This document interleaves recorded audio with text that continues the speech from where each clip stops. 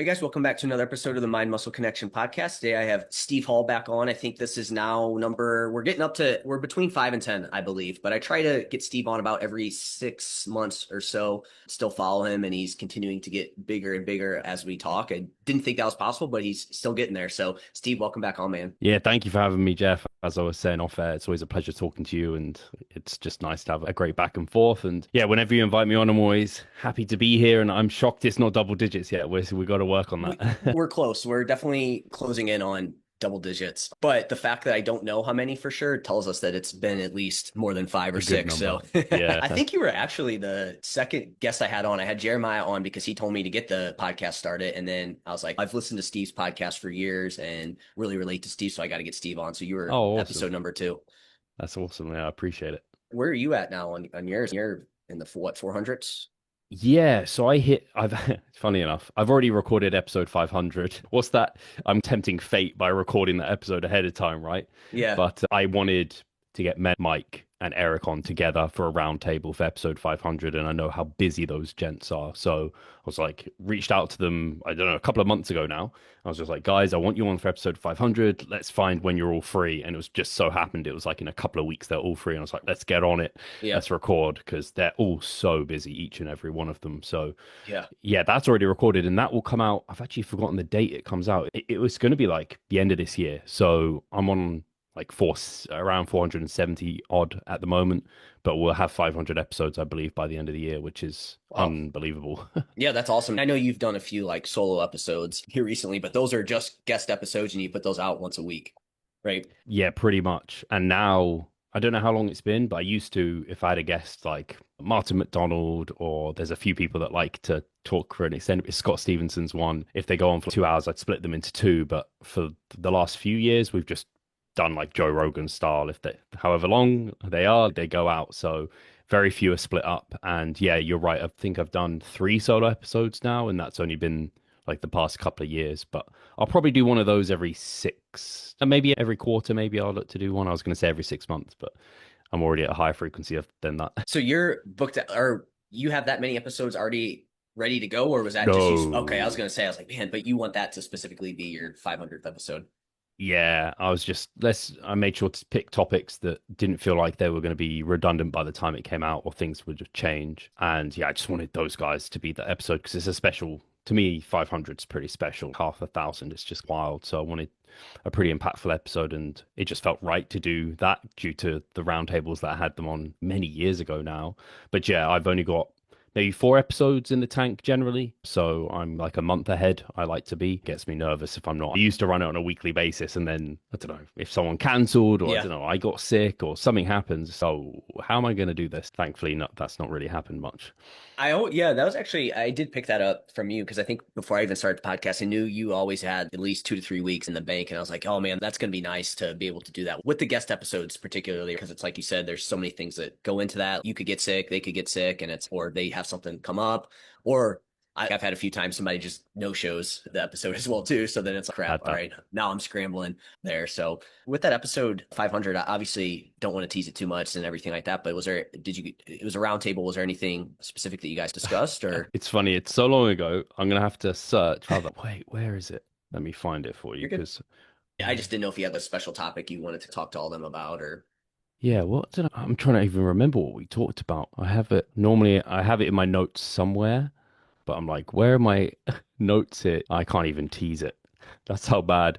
Yeah, you have to bear with me. you're You have fine. to. Some dead silence here on the radio. I know. I'm like, what? Sometimes I'm like, Steve, what do you even title these avs? I love Because it. at the moment, I'm like, I can't even find what I titled episode 500 as in my notes.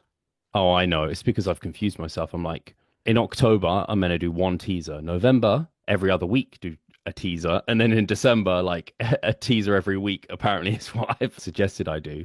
Okay, I'll give you one of the questions I asked. So I said, what's something you believe about training or nutrition or coaching that most people don't, and you're okay with that? So that was one Nice. of the things I asked. And then another one was, what do you think is the most misunderstood, misapplied, or miscommunicated, if I can communicate, concept in hypertrophy training? So there was bits on like volume, reverse dieting, bits and pieces like that. So Yeah, I'm excited for that episode to come out because they all had different answers and they definitely didn't agree on everything. Oh, nice. That's always fun, right? When you get those, especially those three on, and I'm sure they agree with most of the stuff, but some small kind of disagreements are always good because it gets you to think just a little bit differently. For sure. It's great. I've got to the point where I feel very comfortable disagreeing with anyone who comes on the podcast. Not that I always agree and you're the same. Like you nod and you're like gracious to let them have their opinion. You invite them on as the expert, so you're not going to disagree with them there and then. But there's times in which I might question or be like, yeah, this is my opinion. What do you think? And it's okay to have small disagreements about things we don't know about. It's not like we're disagreeing about a calorie deficit being important for fat loss. Right. Yeah. Yeah. Things like that. Yeah. No, I mean, that's good. And I think people appreciate that too, because everyone just agrees on everything. It is nice. Also, there's going to be some Need small, drama. yeah, exactly. Exactly. I need the drama. Cool, man. That's awesome. Glad to hear the pod's going. That's going to be an awesome episode. Looking forward to that. I wanted to bring you on today, just talk about your training, some things you've been working on there. I'm sure nothing has like drastically changed, but I definitely noticed a few things that I wanted to talk to you about. But I guess really for you, where you at right now in terms of bodybuilding, stuff like that? Great question. Yeah, bodybuilding's like the same shit another day type of deal. Every day is just, especially in your off season, but I just love it. I think part of what keeps me passionate and motivated is clients and seeing their success and helping them along the way and seeing how much they love the process and be like, oh yeah, I want to, it gets me eager to want to do that too. And then also I've judged twice this year for the WMBF UK. We had our first timers a couple of months ago, and then we just had our Supernaturals, it's called, which was a 2-day event. And man, just seeing the talent that is out there. And this was the first year the WMBF UK have had a pro bodybuilding show as well. So that's something they didn't have it last year. If they did, I would have been able to enter it, and that would have been freaking amazing because Yeah. the kind of stage and the lighting and the photography that we get at the UK is just unreal. But yeah, it was great seeing the pro classes there, and essentially it just lights a fire under my ass for 3-4 months afterwards. Where I'm just like, damn, I gotta push further, stay on top of everything, and it just makes me continue to enjoy it and want to keep progressing. So in regards to where I'm at, so I stepped off stage. My first show is about a year. I'm a 10 no 3 4 days out from having stepped on stage a year ago. The Okay. 21st of September was when I got my pro card at the WNBF Netherlands. My final show was sometime in November. I can't remember the specifics of the date there, but it was like towards the end of November. So it hasn't been a whole year since I've been out of a deficit essentially. But most of this year has just been building. So the approach I've taken this time is definitely slower. It's one of those things where you just learn as you go and you try things out and you refine the process, and gaining and rates of gain is something that I have continued to do that with. I'm sure you have as well, Jeff, as you see more and more information coming out. Like we had such a lack of good scientific, rigorous information like many years ago, and we only recently had an actual decent piece of evidence through Eric Helms. And even that, there's many limitations towards that study and for itself. But one thing I've always struggled with is one, I had this tendency previously to stay too lean and not want to gain. And every time I gained a bit fast, I'd cut back. Learned that lesson. No, surplus. I need to build. If I want to be like heavier on stage, I need to, and considerably heavier, I need to push my body weight up in an off season. But then I started butting heads with, and we've spoken about it before. I guess it's your upper intervention point of body fat where my well being just goes really poorly. My digestion is trash. I have zero appetite, and then it would lead to me having to mini cut and what have you. So what I did this time round is basically just be like, right, given the data we have available, we certainly know being in a surplus is likely superior for muscle growth, but you only really need to be in a very small one. And we can recomp at maintenance so long as you have sufficient body fat to be able to give the fuel for that kind of on your body, as it were. So I've just been like, I want to gain for as long as I can. So let's go slow, because even if there's weeks or even a month where I maintain, I'd prefer that than gaining too quickly and butting heads with that upper intervention point where I feel terrible. My stage weight is around, let's say, 170 pounds. I'm only sitting at, my average is around 183 pounds. So 13 pounds, not even, no, still not actually close to 10% above stage weight, which is pretty lean. And I feel good, basic, actually, crazy that it's only £3. I say £3 because it took me till about £180 to feel decent. Oh, really? That I would term my like lower intervention point or body fat, where again, my body's happy and things are functioning properly. I got some blood work done just before that, like at 178, 179, and things were all in normal ranges. There's a few laggy indicators, like my testosterone was still a bit low, thyroid wasn't in the best place, but still all normal. I actually have a blood test behind me that I've just forgotten about that I'm meant to do. It was on like a subscription every 3 months. I was like, I don't need it every 3 months. And then it just came and I was like, crap, I need to cancel that. I was like, I'll just do it at some point when I have some free time. Hopefully they'll still assess it and give me the results. And I'm sure my thyroid would be in an even better place and my testosterone would be too. But basically it took me till about 180 pounds till I felt good in myself. And I think in reality took a bit too long to get there post show. Partly because I wanted to go slowly because I wanted to see what that might be like. Yeah. We know there's an inherent amount of body fat you need to gain, but there's also a time course thing. So I just wanted to see, could I give the time and but maintain leaner and see if that works? Especially because I'm someone who tends to feel pretty good lean, and then that buys me as much runway as possible. I think most people end up gaining way too much body fat way too quickly, and then they, even after like months, they still don't feel that great because they still have that time element, even though they've smashed it on the body fat element. So I think I gave it the time, but the body fat just needed to come up to about what would be 180 pounds. And that was partly because Cliff, his approach, people will be familiar probably with 3DMJ and the recovery diet, where they actually recommend gaining up to 10% above stage weight within a couple of months. And I would say that's quite aggressive when you actually think about it. If you think maybe you're, as a bodybuilder, 5% on stage body fat, if you go 10% above that, now suddenly, obviously you're not exactly, but that you could say that's going to be in teens of body fat. For many people, they might have to do that for a variety of reasons. But Cliff seems to have a bit more of a conservative. He basically wants you as lean as possible whilst being recovered, which I think does end up potentially stretching out a period of time where you don't feel great, similar to a stricter reverse diet. And I now have done this enough times. I know I need to get up to about 180 pounds to feel good. So I think next time, that post show period, I'll be a bit more assertive to allow that weight to come up because that took a bit of time. I can't remember when I hit it, but yeah, that's where I'm at, I guess, in some sense. There's probably loads I could dive into. Yeah, I got a few questions. So you're sitting around 180, 83 now at this point. And in the past, you got up to what, like 190, 195-ish? Yeah, so I feel pretty bad once I get much above 190 pounds. I maybe going slower, I won't. I'll have to see, but typically I have to diet at that point because I don't feel great. I have pushed through. The heaviest I've ever been is, I think, like 204 pounds or something. I can't even imagine getting there now, and I definitely am not willing to push to that point because I felt bad to the point.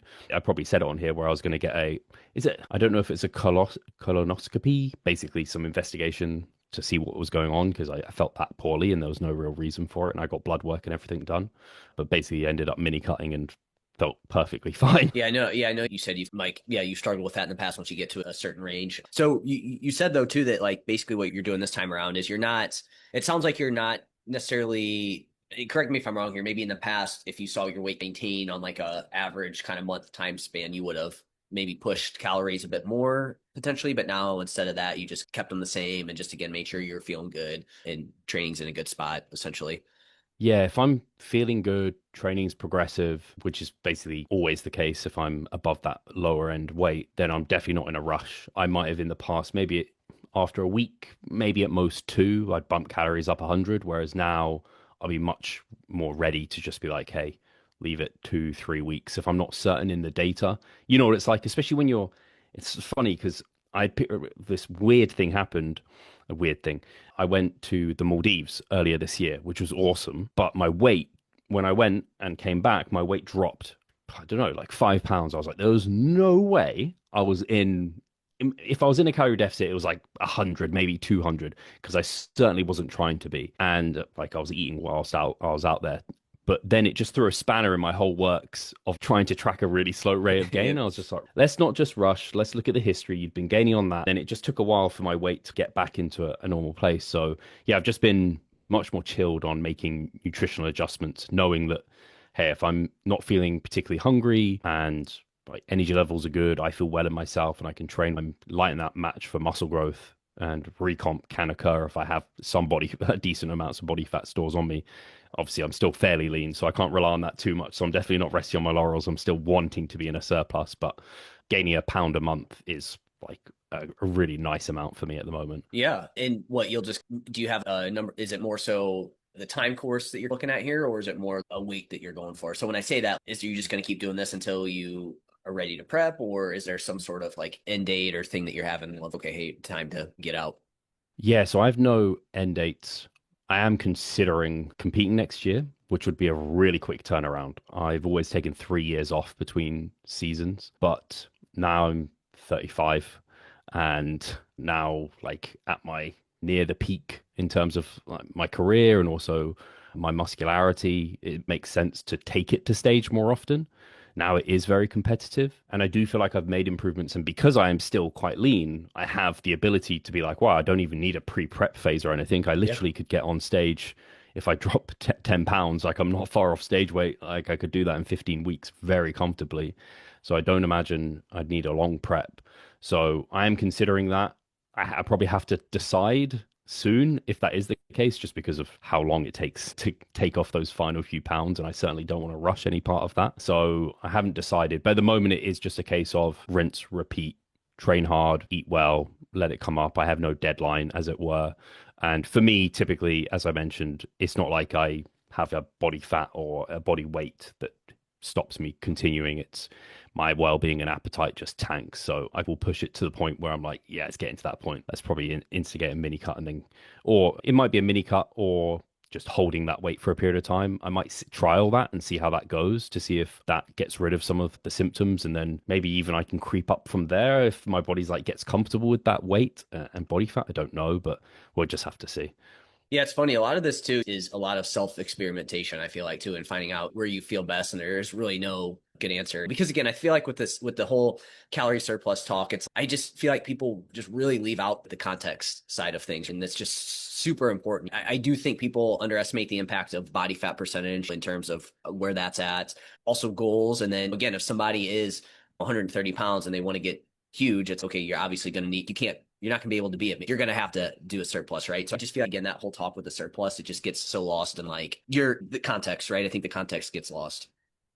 And like exactly as you said, the context for me is I am going purposefully slow because of my like appetite and well-being issues that I get when I hit a certain body weight, which you wouldn't expect me to struggle to continue to gain at that point. And then also being that I might want to compete next year.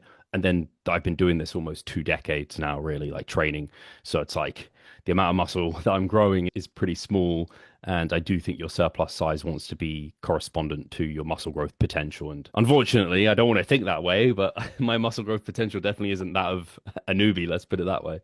Do you think, so you kind of hit on this, do you think, are things going to change for you over time now that you're not old by any means, 35, we're not getting any younger at this point. So do you think your kind of method and stuff will evolve over time there in terms of, like you mentioned, hey, one thing I may do is I may compete a bit more. I'm just curious to hear a little bit more about that. Yeah, there's something very appealing to someone I judged with on the weekend called Stuart. I have to forgive me, his last name's completely gone out of my head. He's a WNBF pro, has been for many years, Irish, and he competes. He has competed, I think, forgive me if I'm wrong, but it might be 30 years now he's been Well, competing, and he's competed every year on and off. So he competes off one year, then the next year he competes. That's absolutely wild. The amount of just time, money, investment he's put into competing is crazy. But yeah, something is appealing about that now is like competing every other year. Something Dirk has recently done as well, where he's been competing more often as he turned pro, and just like seeing him continue to be able to progress within that quite short off season is quite inspirational. And staying relatively lean, and you have to. Yeah, I'm contemplating that, but no hard rules for me. It's okay. life changes. That's one of the reasons I'm also thinking of competing next year. Is just you never know what's going to happen with life. Like it's up, it's down, it's all over the shop. So who knows? So when the opportunity's there, kind of strike whilst the iron's hot in a sense. Just a little bit young, like he's young. Is he in his 20s? I think he might be in his 30s. Wow. Okay. I thought he was in his Yeah. 20. I thought he was a little bit younger. So Yeah, he's not as young as I imagined, but probably similar. Like a lot of us, a lot of people probably look at us and think we're younger than we are. So it sounds like part of it's, hey, you never know what's going to happen. Also, you feel like you can get I'm sure as your like training's evolved and again understanding what it's going to take to build muscle and recovery, and I'm sure even like smarter strategies around like the prep period, and then those are the kind of the three main things as to why you may find yourself competing a bit more. I just didn't know if there was like a time thing of okay, hey, as you get into your 30s, 40, late 30s, 40s. We don't ever want to be like, hey, you can't add muscle, but like you said, it's going to be a little bit slower. And so I just didn't know if there was anything there where it's like, hey, I'm at the max of that. So it's like, I'm not going to get as much out of that side of things. Yeah. Yeah, I think there is definitely a lot to that, especially at this point in my career. And Jeff Alberts has talked about it where he's competed and been better quite a bit older, but maybe that's not due to growing more muscle. It's due to his processes being better within prep. So maintaining more muscle. And for me, that's fine. Like, I don't actually really care if I gain muscle or not, as long as I'm better on stage next time. That's the ultimate goal for me because what if I'm not growing muscle? I just stop training and then I regress You're or still going to do it. yeah, exactly. So long as like I'm visually getting better, like that's what I mostly care about. And I do think there is something to like if you can, there is a reason someone we mentioned Dirk, like he clearly gets leaner than most. And I think part of that is just the fact that he can maintain quite a lean physique in his off seasons. He doesn't have to lose as much body fat. So if you can maybe not have the genetic trait to be like Dirk, but you can practically do it and you just keep yourself a bit leaner so you don't have as much to take off. And so then maybe you have more time and you can maintain more muscle. I think that's a great thing as well. So that'd be exciting. But I also think there's always stones you haven't unturned. Like my last contest prep, I'd never pushed as hard as what we did. I'm not sure it was completely appropriate and warranted, but I'd never pushed that hard. So it was a lesson to see what it was like to, yeah, really feel that terrible for a period of time and see how my physique responded and what that drew. But also, I had never tried like a rapid backload peak approach, which Cliff used with me. So that was all interesting. And so there's always, and like this, I haven't for the longest time. It must have been a decade that I hadn't trained my glutes directly. Whereas now, this off season, I've had direct glute work. Not a lot, but there's been a sprinkling there. And the performance improvements are as if they're like newbie gains are going on. So I'm excited. I did a rear double bicep yesterday, and I was like, man, I still have some faint glute lines from the rear. And like glute lines from the rear are the thing I struggle with. From the side, they tend to stick around like even deep into an off season. I was like, maybe they've grown. Maybe there's something going on there. Yeah, there's always things you haven't quite tried, and so I'm always enjoying that. Yeah, no, that makes sense too. And as you bring up Dirk, it's if you're someone that, and I think this all again comes back to what are the like. Yes, there's a genetic component of some people can just be a little bit leaner. They just can look leaner to any given body fat percentage. There's all that stuff. But again, there's obviously the inputs of. I'm sure from a nutrition standpoint, he's on top of his foods. But then a recovery standpoint, I think that's a huge piece of it, right? Like getting that dialed in. That's only going to make things better. And somebody like that can, and then you have the skill aspect of it, and I feel like the drive of what you have going on is also going to allow you to maybe be able to make those choices and stay a little bit leaner. And then that's less time that you have to prep. And that obviously is going to be helpful because you don't have to be in that deficit for as long there. And then I'm sure some people also just feel better. Like obviously we know anytime you get on stage, not something you can maintain. Again, I'm sure some people it has less of a stress response on their body than other people. Yeah, we mentioned Dirk. If anyone looks on Instagram and searches Chris Palin, or I think, yeah, Chris Palin. I don't know exactly how you spell that, unfortunately, but he might come up. He's not particularly on social media and doesn't have a huge following, but he has arguably the most crazy glutes you will ever see on a competitor in terms of like condition and just consistently he gets in unbelievable shape. And yeah, what was I going to say? He struggles to gain weight. So I think he even struggles getting much above. I can't remember. I spoke to him. I can't remember the specific numbers, but I think it was somewhere along the lines of much above 2 kilos above stage weight. And he starts struggling with his appetite and he's just on huge amounts of food. Did you manage to find him? Otherwise, I might have to see if you Paling, did. right? Paling. Chris. It's got to be him. This guy's super lean. Yeah, it's Paling. That's the one. Yeah. Yep. So CPING 940 for those listening. And the first photo, yeah, you just look at it. You're just like, it's just top to toe. There's nothing left. Yeah, that's crazy. That's definitely and I know Eric Helms was really big on bringing this in. That's that kind of the dual intervention model, I feel like, in practice here and the genetic component to it. Obviously works. He obviously works like crazy, but yeah, that's insane that for him, it's like gaining weight is a problem. So he's just naturally someone that can be a bit leaner. He should not have survived. It's only modern day that allows him to. I always tell people that it's obviously being that lean. Yeah, it's because yeah, it's just a lot different now. So hold on, I'm confusing myself here. So if he can maintain, he would need a lot of food, and so that would be his problem. Today's world, it's good, but obviously back in the day when we didn't have all this food, he would have struggled a bit more. Yeah, he just would have. He needs. I don't know what calories on at the end of his diet, but I think he's on probably maybe double some what some people are on. That's insane. That's that person with the quote unquote naturally fast metabolism. But I'm sure again he's probably does things that helps maximize that and puts him in a good spot for that Yeah, as well too. no So doubt. cool. So for you, just kind of state like potentially going to compete next year, not for sure, but again, really just a slow gain right now. I guess one last thing before we dive into your training, you mentioned this. You said you do blood, you've done blood work. Is that something new that you've incorporated in and start tracking that a bit more? Yeah, it comes back to that. Just now, I'm a pro. I've always tried to have a pro mentality in my off seasons. Not that I ever thought about it as a pro, but I just love investing and trying to grow as much muscle as possible and learning and implementing that and reiterating, throwing away what doesn't work and keeping what does. But then there's like smaller things that I've always like maybe poo-pooed that I'm like, meh, I don't know if I need to. And I do still struggle to really justify regular blood work, but I just think there's no, as long as I have the financial means to do it, getting blood work every 6 or 12 months as a natural, there's definitely no downsides. And if the next one comes back, I think times of which I think it's useful is when you think you're maybe recovered, but you're not like completely certain, thinking about gaining it. Then maybe like middle, like when you really think you're in the thick of things, you should be good. Maybe get it then just to confirm and see where numbers are at. And then once you're nearing the top end, like if you don't have those biofeedback symptoms that I have, maybe get it there where you're just like, should I keep pushing, or is my like HbA1c getting to like territory that's putting me into pre-diabetic that I probably shouldn't be pushing into, and then come down.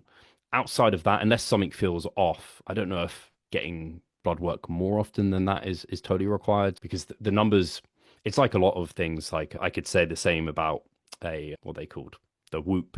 A lot of people invest into that, or an Aura ring, and often I'm just like, I understand it because I've definitely wanted to do the same thing. And Greg Potter is the person that always stops me doing it because he's Steve, you do not need like that wearable. It's not going to give you any data that's going to change anything you do.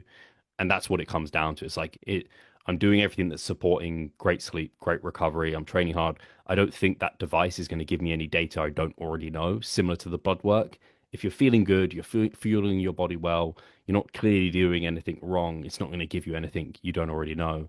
Like some people in their off-season naturals will track like their blood glucose levels and do it first thing and so on and so forth. And they're like, oh, like my blood glucose was high this morning. There's a clear cause, and like, oh yeah, I had a poor night's sleep or whatever it is, or whatever they're monitoring. Normally, you don't need that device to tell you what you already know. I don't know if you feel the same way about that. Yeah, no, I agree. I think the blood work can be helpful, but you can overdo it. And again, ultimately, the most important is the things that you're doing, right? Like the actual things that you're doing, I feel like are going to be the most important. And then I feel like if anything, it can just confirm potentially like some of the biofeedback stuff that you mentioned. And then same thing with the blood glucose. I think it could be useful to help people realize how, for example, poor sleep or high stress could impact that. And it could be a teaching tool from that standpoint, but to try to but what people end up using it for is like always trying to use it of just really over analyzing these small things when I think it can be an education piece, but you can take it too far. Same thing with the blood work. You can overdo it, get things you don't necessarily need there.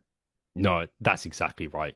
Like it's the reason I wanted to get my blood work done initially was to just confirm that I was like, am I staying leaner than I need to, or am I actually feeling good? Am I just trying to fool myself? And I was like, let's get some objective markers here. I was like, oh, okay, it's actually in normal range. That's good to know. So that was useful. But yeah, things like you get that, I guess it's the paralysis by analysis almost. There's an actual word for it where people so focus on sleep and health metrics, steps, whatever it might be, and it ends up leading to like worse health outcomes because they're so stressed about those things. I've had clients where I'm like, we've got to just not talk about sleep for a little bit because you're just getting too stressed and thinking about it too much.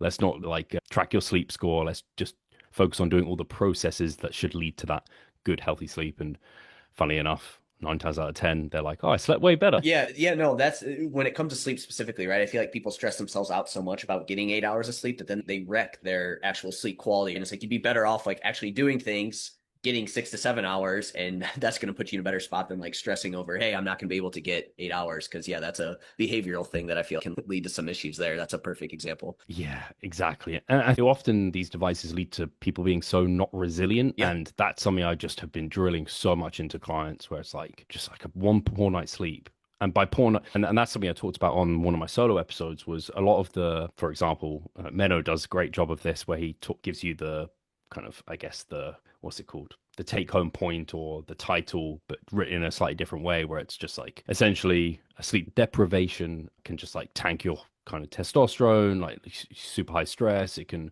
crush your ability to burn body fat. But when people look at sleep deprivation, that's literally like a whole night of no sleep. Yep. Whereas most people are like, oh, I just didn't get an hour or two like my normal. So you're going to be just fine. Well, it's not really going to be impactful unless you keep doing that. And like you said too, there's the resiliency side of things, right? I've definitely gotten to this point too where maybe I've swung too far of, oh, everything needs to be perfect, but there needs to be a little bit of resiliency built in. Like I feel like, yeah, obviously we don't want to have absolute dog crap sleep all the time because that will start to impact you in some form or fashion. But also one night of bad sleep, or again, one day where maybe you don't eat that shouldn't also throw you off either, right? Like you said, I think there definitely needs to be some resiliency built in to things as well too. Yeah. Yeah. I bring it back to the analogy I always like, especially with nutrition.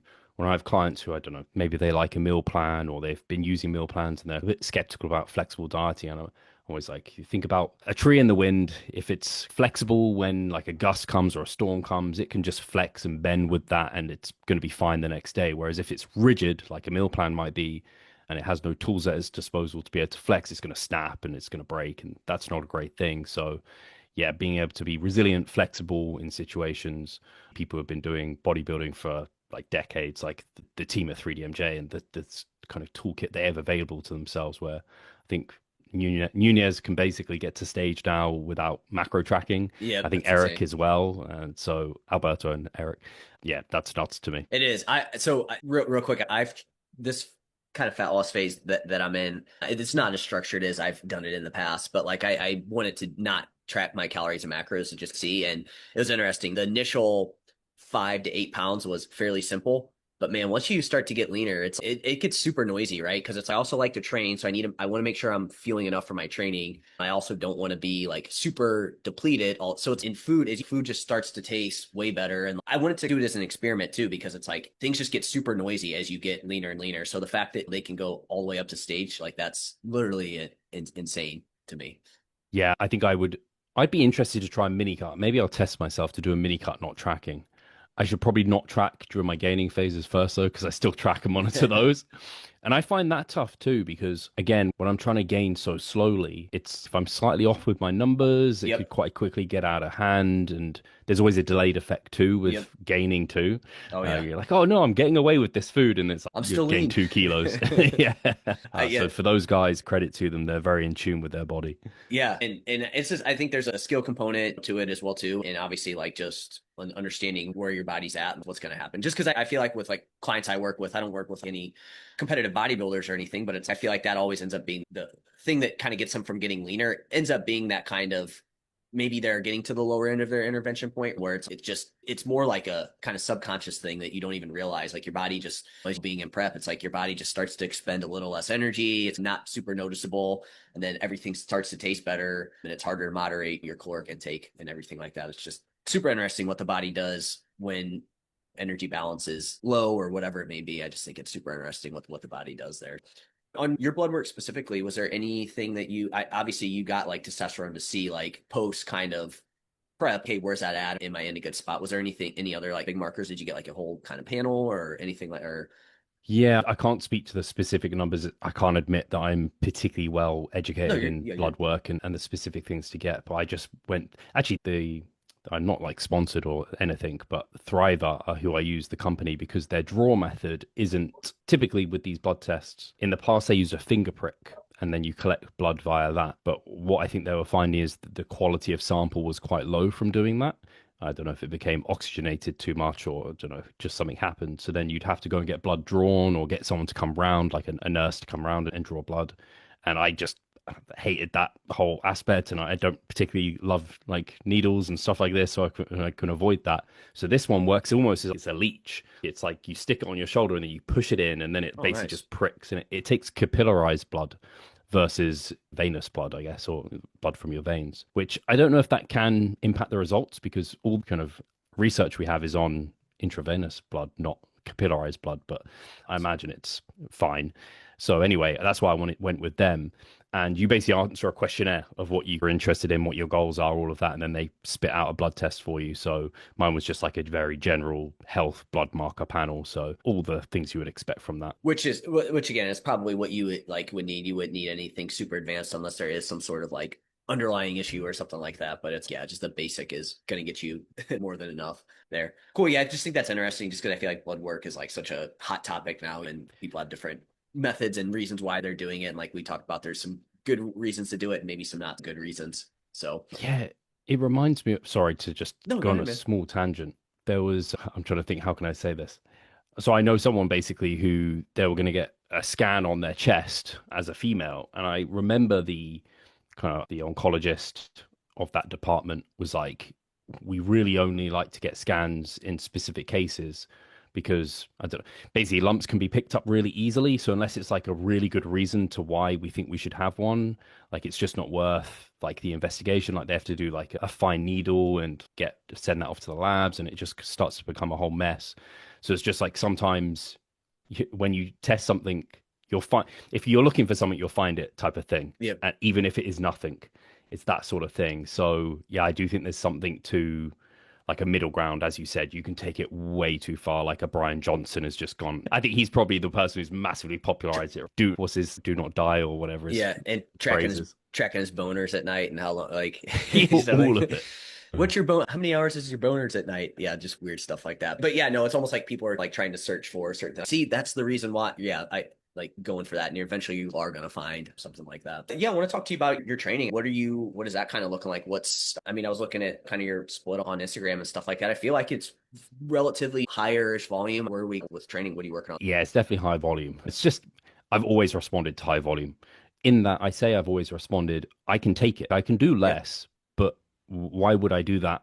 Especially the only thing that was holding me back a few years ago of doing more was Eric Helms was he would say sometimes you can do more just because you're doing more. Like you're just adapted to being able to do more. That doesn't mean you're getting more growth. But as more and more data has come out that suggests actually we do seem to get more growth, I've just lent into the fact that so long as quality is high in terms of I'm training really hard, like technique is good, so on and so forth. If I can recover from it, I'm going to do more. I've just lent into pushing volume. However, so my off season between 2021 to 2024 was upper lower for the most part. So 6 days a week, upper lower. And it was maybe the last 4 months of prep, I changed to a legs push pull split or something like that. Push pull legs, something like that. And a few months ago, I transitioned back to push pull, sorry, up lower, up lower. And basically, it was just volume.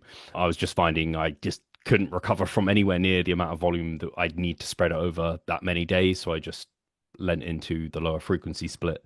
But since I've recovered, and especially as I started pushing into the 180s, I was like, hey, I can handle more.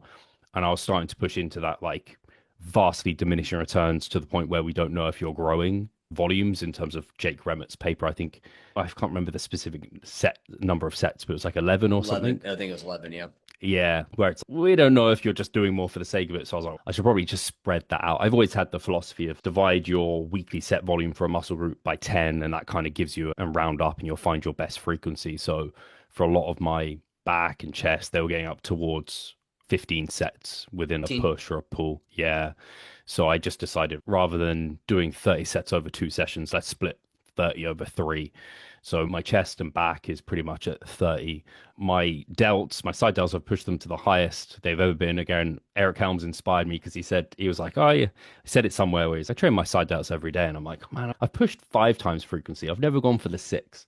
Let's just see, fuck around and find out type of thing. So Yeah. they're currently at 30 direct sets. So I do 5. 6 times a week. Yeah, 5 sets 6 times a week. So they're up there. And then my quads and hamstrings are between 15 and 20 sets per week. So my quads can always handle a little bit more. And for me, they're just a priority. So I push them as much as possible. However, I am finding friction wanting to do more than 3 working sets on a big compound lift, which I've experienced before, but I've not experienced it this much where I'm just like, I just don't want to do a 4th set on a leg press or a pendulum squat or hack squat, which are my main compound lifts at the moment. Yeah, that's what I'm getting about 9 to 12 sets because I do some Bulgarian split squats. So on compound lifts or quads, and then the rest comes through like sissy squats, leg extensions, where I'm probably getting close to another 10 sets. So it's almost a 50-50 split between compound and isolation there. And then yeah, hamstrings are just they just don't need much volume. And also again for me, they're fine. Like they could be better for sure, but I just massively for the most important for me as a competitor, so context, my front symmetry pose, so the front relaxed, is one of my weakest, if not my weakest pose. And for bodybuilding, it's the most important pose. Very confident in saying that as now judging the number of times I've judged. That first shot that you hit and you're in it the most, it just paves the way for where you're going to be in first call outs and everything else. You're fighting a losing battle if you're trying to climb up after that point. So for that reason, because I don't have a small waist, and I don't have nice sweeping quads. I just need my quads and particularly the vastus lateralis to just be as big as physically possible. So I'm just pounding them. Yeah, I don't With know like if I. squats stuff and stuff like that to the vest. Yeah, so I've actually changed my form on all my kind I of saw squat that. patterns. Yeah. So basically, I have big adductors and I have decently sized glutes, and they like to take over. And especially as I get close to failure, I will feel my body, even now, especially as I'm trying to really bias just quads, my body is trying to get my knees to come out and spread to bring in the adductors. I'm finding myself wanting to sink it even deeper so I can get a bit more glute to help get myself out of the hole. So I'm really fighting that. So the main modifications I made, everyone knows, hey, wear a heel lift because that allows you to kind of get a bit more knee. So I continue to do that. Have your feet low on the platform. I'm continuing to do that, but I'm prioritizing having a narrow stance, feet forward. So I'm not encouraged to have, I guess, knees out and more kind of knees in, internal rotation versus external rotation.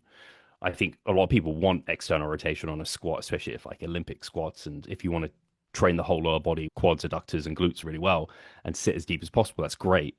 But for me, again, I'm just really trying to hit the quads. So yeah, internal rotation cued, feet forward, knees forward, and just coming as deep to get once I've hit max, like knees over toes or knee extension, not coming any deeper than that to just get more hip flexion and glutes involved. So that's been different.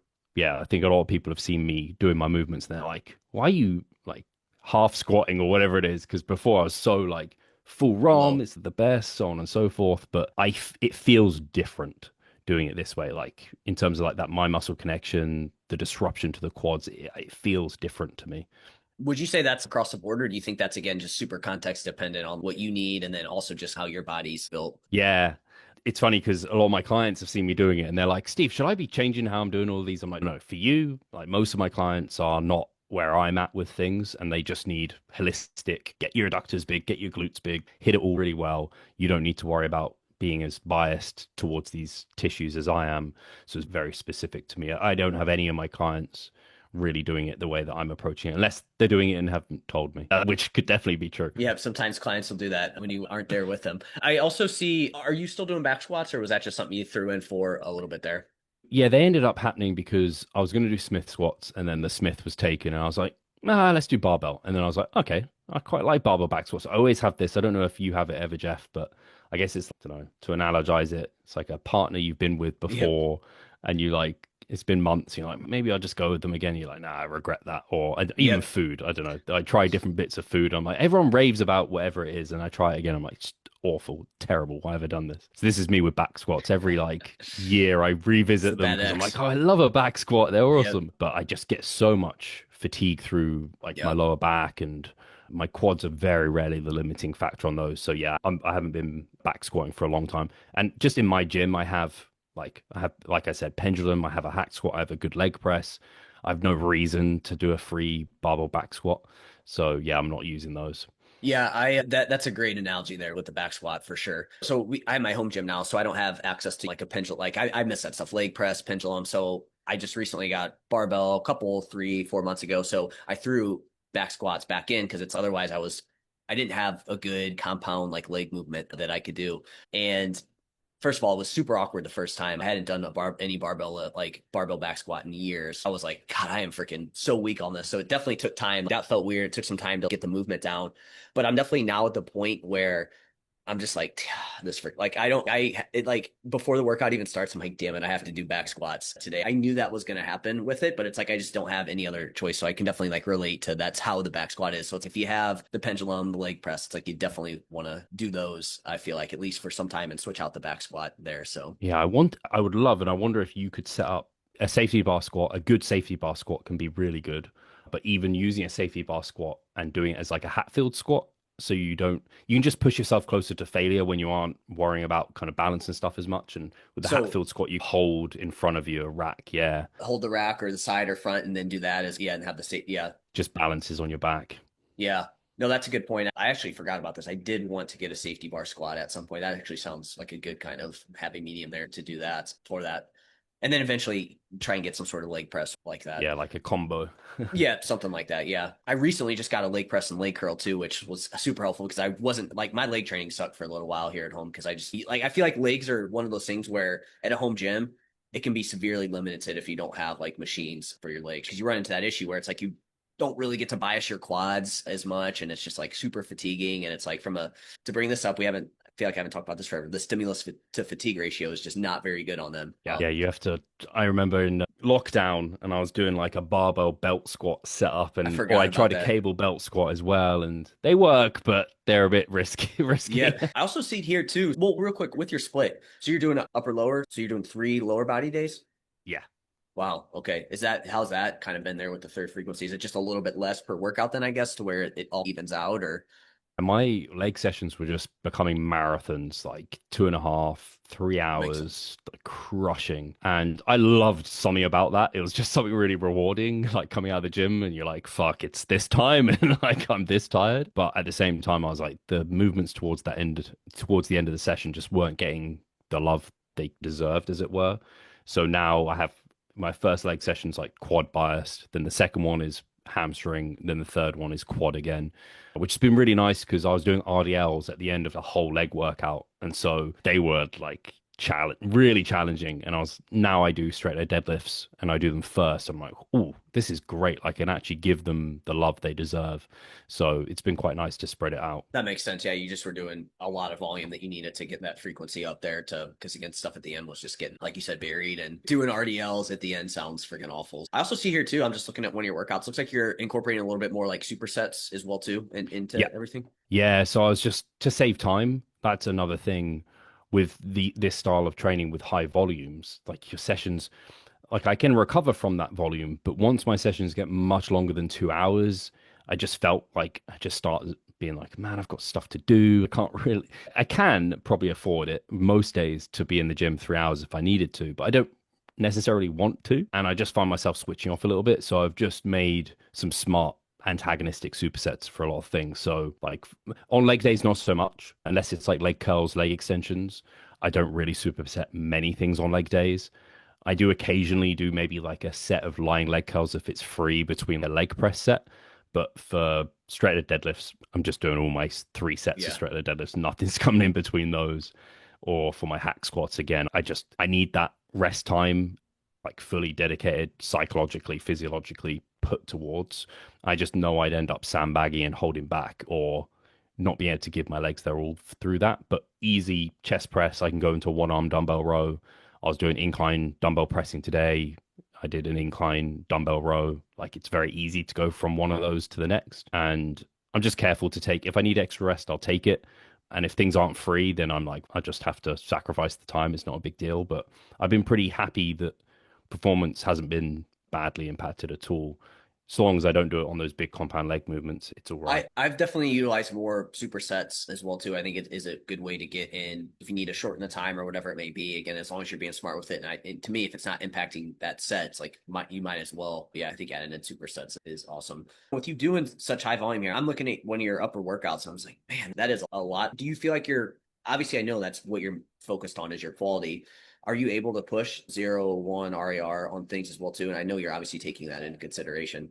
Everything taken there pretty much once I get into like from this week one of the mesocycle, I try and stick to like big compound leg movements. I don't really have to try because I think the research also shows this. We're not as good as pushing ourselves hard on leg movements. So I just aim for around a 3 RR on those to give myself some runway because leg movements just beat you up big time. Whereas for chest and back, I go to a 2 RAR week one. So by the time I'm a month into the training, I'm already hitting head with 0 RAR in most cases. Maybe it's one. So yeah, I have no problem doing that. I've something that's changed with my training, I guess, over the last years is I'm changing the set volume much less. So week one, I'll start out with a very good amount of volume where I'm like, this is going to be challenging from week one. And then I barely add anything over the weeks unless I feel particularly good. And in some cases, I'm just adding like a drop set at the end of 3 sets just to be like, I'll just finish this muscle off with a bit of a drop set to get a little bit of sprinkling of extra volume. But because I'm already pushing very close to what I think is my limit, I'm like, if I try and add anything, it's going to impact something later in the session or the following day. So whilst trying to be resilient and know I can really push myself, I know I already am. Yeah, and again, I feel like with the way you're training too, it lines up again with what the research says. And I feel like that's where you're going with it. Most people say, hey, if you really want to maximize muscle growth, we really should, because I feel like in today's kind of social media world, it's all low, like you should be doing low volume. That's going to be the best. But it's, again, I think if whatever you can do to get the most volume in that maintains good quality, it's like for somebody like you that really is trying to maximize muscle, like you want to try and get in as much as you can. And if you're recovering and doing good, it's like you might as well just like push the limit to see, because as you said in the research, we haven't really found like where that kind of top range is with things, as long as again like you're pushing yourself and the quality's there. Yeah, it would be nice to do less. And you can definitely see, I think some people conflate like optimal or maximal muscle growth with just muscle growth. Yep. I'm not saying I couldn't get results doing less. I definitely could. I just wouldn't. I'm just speeding the results up by doing more now. And like even myself, like I do a lot lower volume than I've ever done in the past for just multiple reasons. But I would be lying to you if I felt like I was as jacked as I was when I was doing higher volumes, right? I do feel like there's a little bit less than when I was doing like when like hypertrophy training was like my number one, and like didn't have a son, had all the things, right? Like I didn't have as much work, but I was like, when it was everything, I felt like I could do a lot more volume. I felt like felt a little bit bigger doing that much volume too. Yeah, yeah, completely. Most people aren't by any means. Like I am, first of all, motivated because I'm like a coach who coaches bodybuilders. So like I have almost like financial incentive to look good and look the part for that reason. I'm a pro and I'm trying to climb the pro ranks, and I have no children. I'm self-employed. I can dedicate all the time I want to the gym, and like I'm introverted and on my own. I haven't got like a busting social life, so I am like that. I don't know, that weeb who loves anime and like comic books and can read them all. How do you get through so many comic books, or how do you watch so much anime? How do you know so much lore? It's because I put everything into this. It's like I am the weeb of bodybuilding. Like it's my thing. But you also work super hard, and you also continue to learn more and apply it, like you apply those things. And I feel like you are like super on top of your recovery, which I feel like again allows you to be able to do more, because I feel like for a lot of people their sticking point would be the recovery side of things, right? Like they're just not able to Yes. like they're just not able to, like the recovery ends up being the bottleneck for a lot of people when they try to do this, right? 100%. Yeah, a lot of my clients want to maximize their growth. And so I'm like, it's less about what we're doing in the gym and it's more about what can you do outside of the gym that is currently hurting your recovery.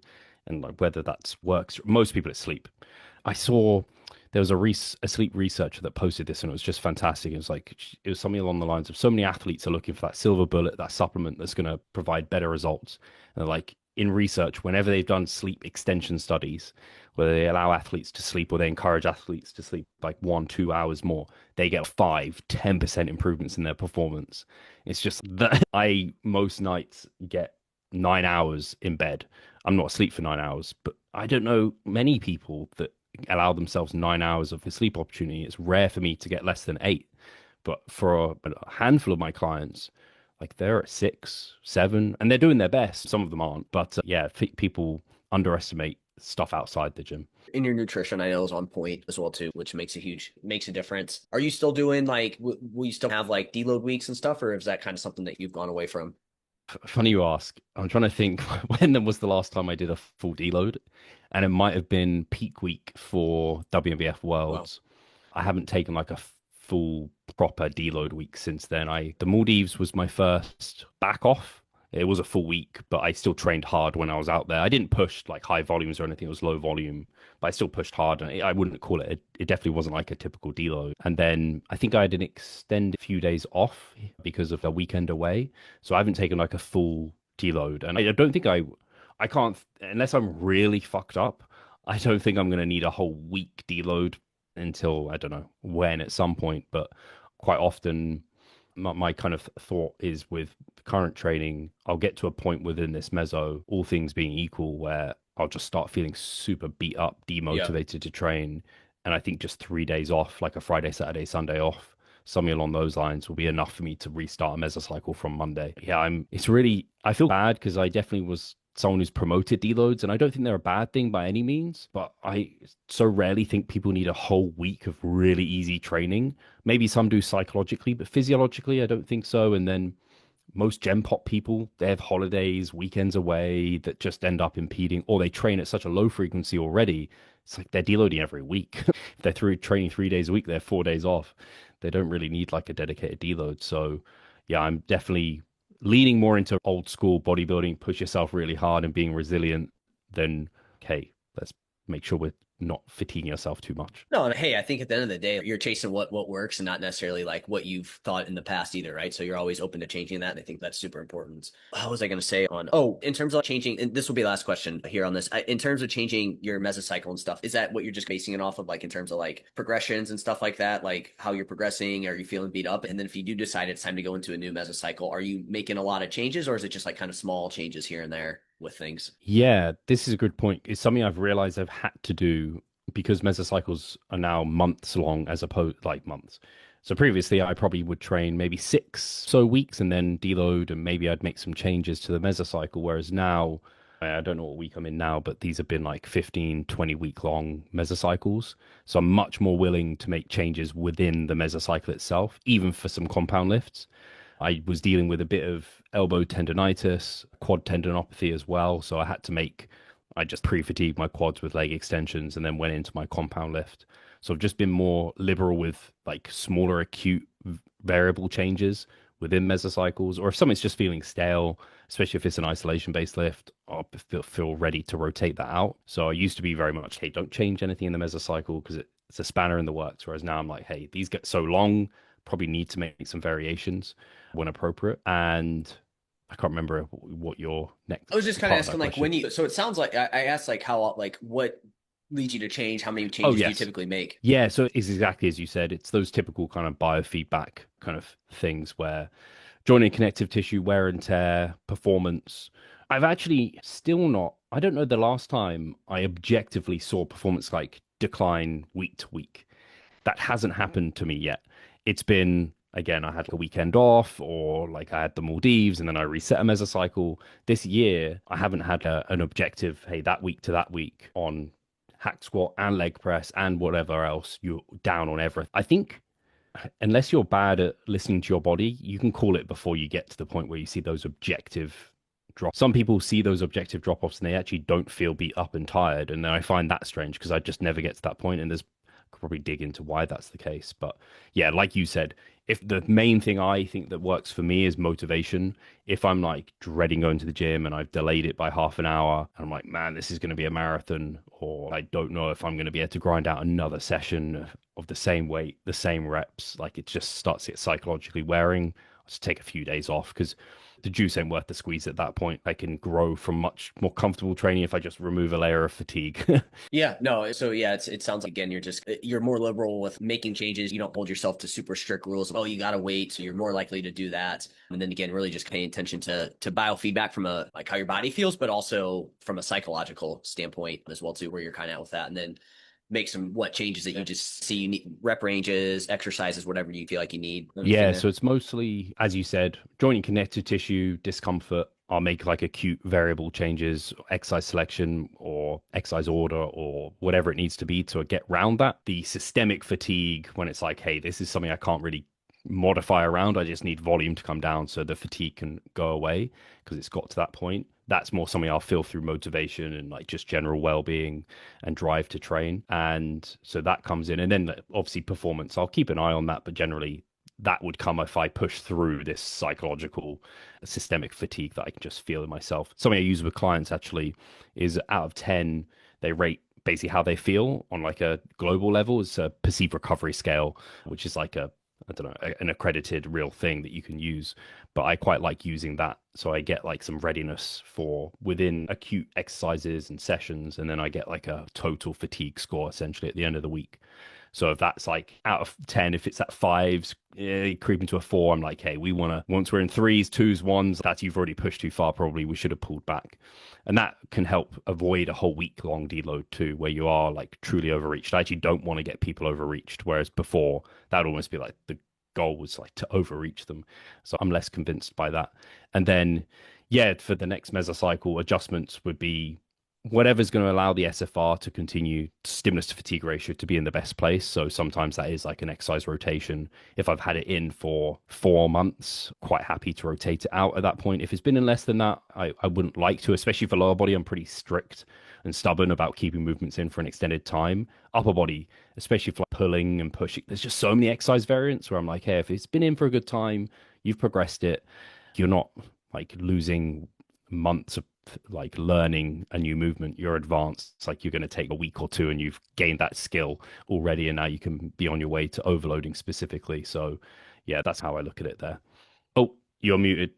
Thanks. I'm No assuming worries. too when you consider this like in terms of like big changes. To me, big changes would be like the turn like a frequency change or like a split type change. Is that something that would there be anything specific? Again, is that just you're judging the SFR of what's going on, everything? If you would make something big like that, or is that something that's just going to be less likely to get switched around?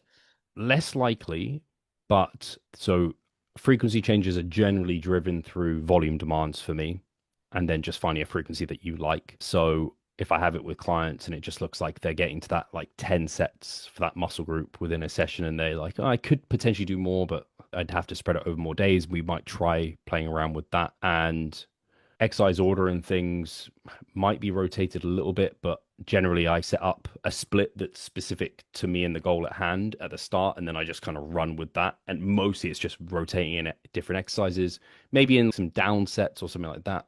Maybe I'll throw in a few metabolite supersets or drop sets or myo reps if I'm feeling just like I need a bit of spice and difference within the program, or if I want to see if I can, like, I don't know, I'm training my back at 3 times a week. I'm like, maybe I can add like a myo rep set of just like lat prayers for on one day extra, like a fourth, just to see if I can get a touch, a smidge more frequency. If say I really wanted to bring up the lats or something like that. But yeah, no, large scale changes don't happen too often. With clients, I have a whole, you probably have it at the end of the mesocycle. There's like a few questions that I would ask in terms of like, do you have muscles that are but generally it's because I'm auto regulating their volume as we go. I'm already pushing them to points of which where we're getting the feedback we need to make sure the split's working. And if it was becoming abundantly obvious that they were recovering way quicker, I'd see that in their feedback and we could push volumes and be like, right, now we need to increase frequency to spread that volume, because there are questions like, are you recovering, like muscles recovering way ahead of time? I ask that, but it's already answered through the data. So bits and pieces like that, you can look through the mesocycle and then be like, hey, this gives me all the data I need to feed into the next one. Yeah, it's interesting you say that because I found myself with clients like you find that split that works for them based on what they can commit to, their goals and everything like that. And I do find that like those large scale changes really don't happen very often. Like it ends up just being more so like those kind of maybe small rep range changes, maybe again certain exercise changes, but and then like maybe if a certain muscle group has like always been like buried at the bottom or like later in the week or something like that, you may change that to change maybe the potential of that being prioritized a bit more if you feel like it needs to. But I'm definitely with you. It's like I was before like, hey, we're going to do 6 week programs and then changing that consistently. Now I'm like less likely to make those changes as often. Again, unless there needs to be some sort of change from like an injury standpoint or something, then it's, yeah, being a little bit more liberal there with that. Yeah. Yeah. And I think something I do is obviously through the research we've got, if your volume matched, frequency doesn't tend to matter too much. So I do sometimes like spicing clients' training up, playing around with different frequencies, or it could even be they've been following like an upper lower. Let's do push pull. So we're training like quote unquote full body because you're doing legs and upper, but or legs and an upper body movement. But yeah, just playing around with that. If I'm like if they're giving me an inkling of just they seem to be getting a bit complacent, they're a bit maybe bored of the training frequency, you can feel like you're doing a completely different Oh yeah. program, and all you might do is, okay, let's move your hamstring work to your with your back work and move your chest work with your quad work, and everything's the same. It's just push pull versus upper lower, and suddenly they're like, whoa, it's so interesting. Yeah, and I think those small changes like that can also make a big difference too. And it does feel like again, maybe a lot hasn't changed from like a principle standpoint, but it's like that change is enough to keep you motivated and things like that. What I will say too is psychological fatigue and just mental fatigue, man, that really can wreck your performance and what you can do there. I've seen that firsthand, and it's crazy how the mental side of things can really impact how much volume you can do from a recovery standpoint. So Yeah, I just say I often say the body follows the mind, and I think bodybuilders often like to discredit like the mental psychology side of things, but I think like refeeds as an example, like it's been shown that they're mostly psychological, not physiological, and everyone I've used free feeds with, almost without like exception, have really done well with them, and they've just yep. got better results. I'm just like this, and like motivation. People like to say, "Oh, motivation doesn't really matter for training." You're just like, it's like brushing your teeth. You just do it. But I'm like, when I It have my helps. clients motivated to train, they just invest themselves more into it. So I definitely like to make sure those are in a good place. Yep. No, I agree. Yeah. Again, the refeed's a great one, right? Research wise, in terms of the physiological standpoint, maybe nothing huge, but psychologically, it's super helpful. And that's half the battle with it. So cool. Yeah. We'll really appreciate your time, Steve. We went over. I want to be respectful of your time. Is there anywhere where you want to lead the audience to? And then also, is there anything coming out on your end that you want to let them know about? Yeah, for sure. Yeah, thank you for having me as always. We'll get into those digits in no time. You have to go and back calculate how many there's been. We'll have you on weekly now. Yeah, just to make sure. Yeah. Yeah, so yeah, thank you for having me. And yeah, if people want to check out anything we're doing, revivestronger.com is the website. You can see the podcast over on there, as well as the improvement season, which me and Mike do every week as well. And we answer questions. So if people have questions, I normally gather those in my, what's it called? My group over on Instagram. I forget what that group's called. It's like there's a broadcast group. That's the name. Broadcast. No one cares because no one knows what those groups are called. But anyway, it's linked to my bio, which is Revive Stronger, which is where I'm most present. Yeah, nothing particularly on my end project wise that's coming out. I'm actually meant to be recording a vlog with a videographer next week, and I'm trying to make an effort to do vlogs more often because they are going down really well on YouTube. I'm just terrible at It's tough. doing them. So yeah, I'm a videographer who can come film my workout and I can say some things too, and then he can Cool. edit it and package it up and make it look nice. So hopefully they'll be more consistent. Yeah, I was gonna say I feel like you had done a lot of those in the past, but I know it's super time Go consuming through and waves. hard to, yeah, it's hard to I understand, man. I get it. It's a hard thing to have somebody there. It's like even sometimes for me, just recording lists, man, can be a lot. So I totally get where you're coming from on that. But it's always cool to see that stuff. Cool, Steve. Really appreciate your time, man. I'll obviously get you on here again soon. I think we agreed to a weekly episode. But yeah, man, really appreciate your time, and yep, we'll talk to you soon. For sure. Thank you.